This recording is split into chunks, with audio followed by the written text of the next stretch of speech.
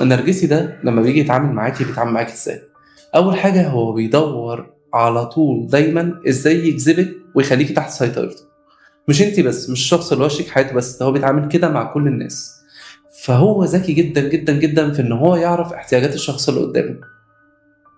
فبيعرف مثلا واحد صاحبي محتاج للتقدير، واحد صاحبي محتاج للفلوس. البنت دي بتحتاج ان هي دايما تسمع كلام حلو، اه بتحتاج ان هي دايما يكون في بشكل غير مباشر مثلا البنت بتطلب هدايا، بتطلب ماديات. اه هو بيكون عارف احتياج الشخص اللي قدامه كويس جدا.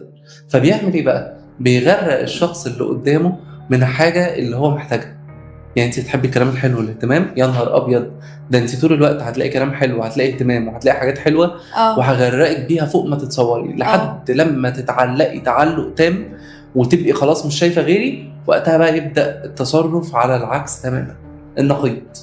امم يبتدي بقى تشوفي منه تجاهل، كلام قليل، كلام بالقطاره، عكس الحاجه اللي هو كان بيديها لك اللي انت محتاجاها دايما، بيديكي منها بالقطاره، بحيث ان انت تفضلي طول الوقت ايه، محتاجه له طول الوقت تحت ايده او تحت سيطرته. انت قصدك بيعلقها قوي وبعد كده يبدأ يختفي بقى من حياتها واحدة واحدة. بالظبط، امم بيتلاعب بيها بمعنى اصح. امم ومع ذلك لو جت تفلت من تحت ايده او لو جت تبعد من تحت ايده، هيحاول على قد ما يقدر يروح جاي ساحبها تاني للحته اللي اه هو بأي فيها. موقف منه مثلا فعشان يبدأ. كده بنقول الشخص النرجسي ده اكتر شخص في الدنيا صعب ان انت تتعامل معاه.